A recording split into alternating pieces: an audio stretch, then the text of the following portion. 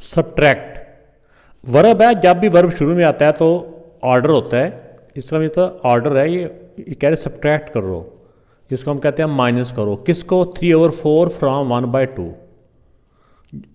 3/4 को सब्ट्रैक्ट करो फ्राम 1/2, 1/2 से। तो जिसमें से माइनस करना होता है ना, उसको हमने पहले लिखना होता है, और जिसको सब्ट्रैक्ट करना होता है उसको हमने बाद में लिखना होता है। चाहे ऐसे ऐसे कर लें तो भी ठीक है, या फिर कह लें कि जिसको पहले लिखना होता है उसको ऊपर लिख दें, और जिसको सब्ट्रैक्ट करना होता है उसको हम नीचे लिख लेते हैं। आमतौर पर यही तरीका है। आइए देखते हैं इसमें इनको कैसे सॉल्व करते हैं।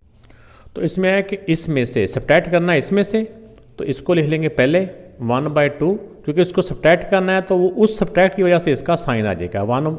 1/2 में से सब्ट्रैक्ट करना है किसको? जो भी वैल्यू यहाँ पे दी हुई है उसको आप लिख लें 3/4। तो अब इसमें कोई ब्रैकेट नहीं है, ऐसे डायरेक्ट ही कि जब भी फ्रैक्शन हो, प्लस माइनस करना हो तो हमने उनका एलसीएम करना होता है। 2 और 4 का एलसीएम निकाल लेना है। तो 2 और 4 का जो एलसीएम होता है ना, 2 to the 4, एलसीएम इनका होता है 4। 2 को किससे मल्टीप्लाई करें? 4 आता है 2 से।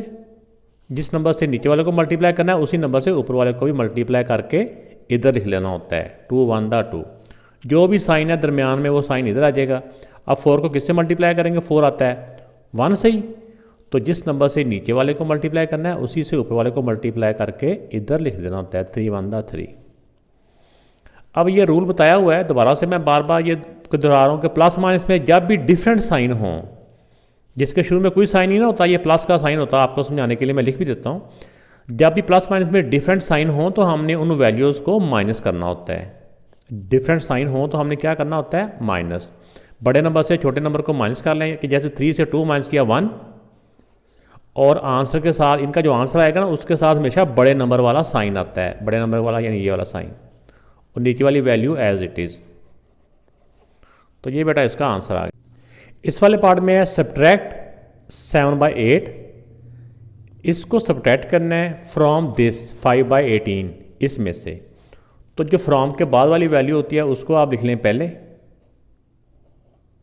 इस वाली वैल्यू को क्या करना है? सब्ट्रैक्ट। अब इस सब्ट्रैक्ट की वजह से यहाँ पे माइनस का साइन आ गया, ये साइन इस सब्ट्रैक्ट की वजह से आता है।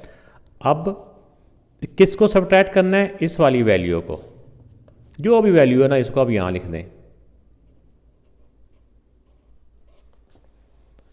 ठीक हो गया। ये वाला जो सब्ट्रैक्ट है इस वजह से आया क्योंकि हमने इसको सब्ट्रैक्ट करना था। अब हमने अगले स्टेप में क्या करना है? ये ब्रैकेट को ख़त्म कर लेना है। ये ब्रैकेट इसलिए लगाई थी हमने कि इधर भी एक माइनस था, ठीक है ना, ये माइनस इसका अलग से था, इसलिए हमने ये ब्रैकेट लगाई है। अगर यहाँ पे प्लस होता फिर ब्रैकेट की ज़रूरत नहीं थी।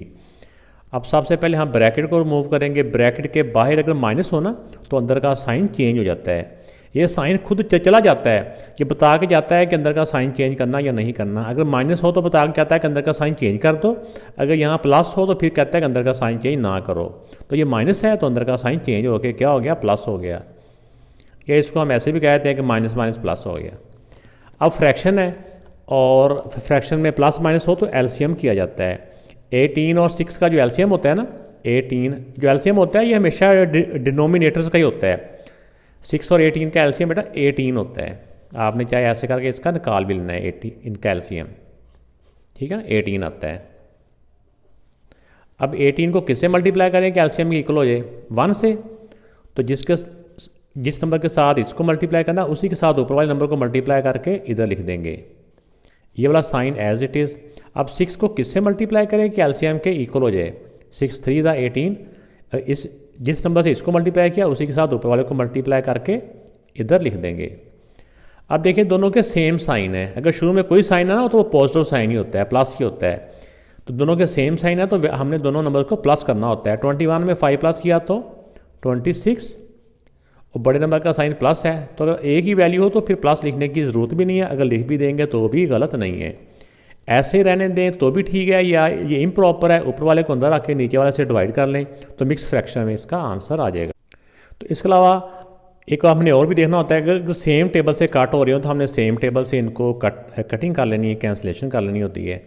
देखो ये भी 2 के टेबल से इवन है ना, पहला नंबर इसका भी इवन है तो 2 के टेबल से ये कट हो रहे हैं।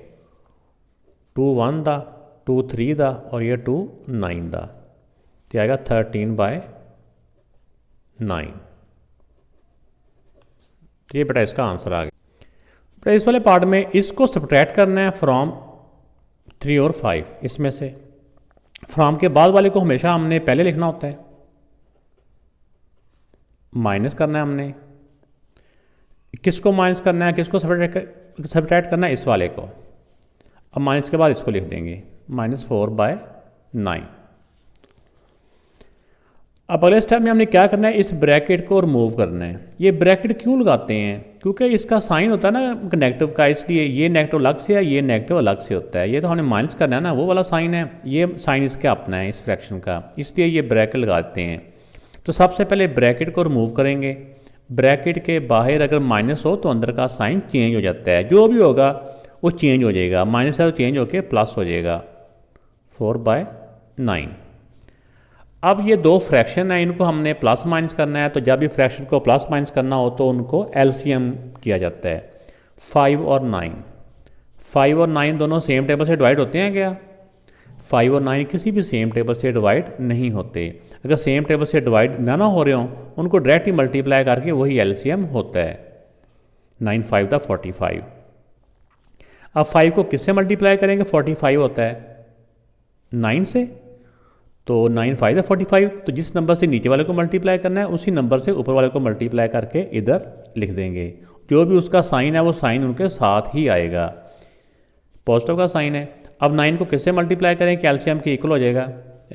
9 5 दा, तो ऊपर वाले को भी 5 से मल्टीप्लाई करेंगे। 4 5 दा 20। जो भी साइन था वो यहाँ पे आ गया। अब यहाँ पे क्या करना होता है कि अब दो नंबर्स हैं, इनको प्लस माइनस करना है। दोनों के डिफरेंट साइन हो तो हमने माइनस करना होता है, सेम साइन हो तो प्लस करना होता है। ये दो ही रूल है, इनको आपने ज़हन में रखना है। और तीसरी बात होती है कि प्लस माइनस के आंसर के साथ बड़े नंबर का साइन आता है। अब देखिए एक का साइन नेगेटिव है, एक का पॉजिटिव है, तो दोनों के साइन तो डिफरेंट हुए ना, तो माइनस हो जाएगा बड़े नंबर से छोटा नंबर। 27 से 20 माइनस किया तो 7 आ गया, और आंसर के साथ साइन आएगा बड़े नंबर वाला ओवर 45। तो ये बेटा इस पार्ट का आंसर आ गया। इस क्वेश्चन में है सब्ट्रैक्ट -7/8 फ्रॉम -2। तो फ्रॉम के बाद वाली वैल्यू को हमेशा पहले लिखा जाता है, क्योंकि इसमें से ही सब्ट्रैक्ट करना है ना। इसमें से क्या करना है? सब्ट्रैक्ट। इसमें से सब्ट्रैक्ट करना है किसको? जिसको भी करना है बाद में वो वैल्यू लिख देंगे। ये अब इस ब्रैकेट की बाहर माइनस है, बाहर माइनस हो तो अंदर का साइन चेंज हो जाएगा। बाहर माइनस हो अंदर का साइन चेंज होकर ये माइनस है, चेंज होकर क्या हो जाएगा? प्लस। अब फ्रैक्शन है, एक वैल्यू बगैर फ्रैक्शन के है, तो जब भी फ्रैक्शन वाली वैल्यू प्लस माइनस करना हो तो एलसीएम। तो जिस वैल्यू का नंबर का कोई भी डिनोमिनेटर नहीं होता उसका क्या होता है? 1 होता है ना। 1 और उसी नंबर का एलसीएम वही नंबर ही होता है 8। तो अब 1 को किससे मल्टीप्लाई करें कि एलसीएम की इक्वल आ जाएगा? 8 से। जिस नंबर से नीचे वाले को मल्टीप्लाई करना है उसी नंबर से ऊपर वाले को भी मल्टीप्लाई करके हमने इधर लिख देना है। 8 2 दा 16। जो भी साइन होगा इनका साथ आ जाएगा, ये भी साइन एज इट इज़ आ जाएगा। अब 8 को किससे मल्टीप्लाई करें कि एलसीएम की इक्वल आ जाएगा 1 के, तो ऊपर वाले को भी 1 से मल्टीप्लाई करके इधर। अब देखिए बेटा दोनों के डिफरेंट साइन है, डिफरेंट साइन हो तो हमने इनको माइनस करना होता है। बड़े नंबर से छोटा नंबर माइनस हो जाएगा। 16 से 7 माइनस किया तो 9, और आंसर के साथ साइन आता है बड़े नंबर वाला ओवर 8। तो ये बेटा इस पार्ट का आंसर आ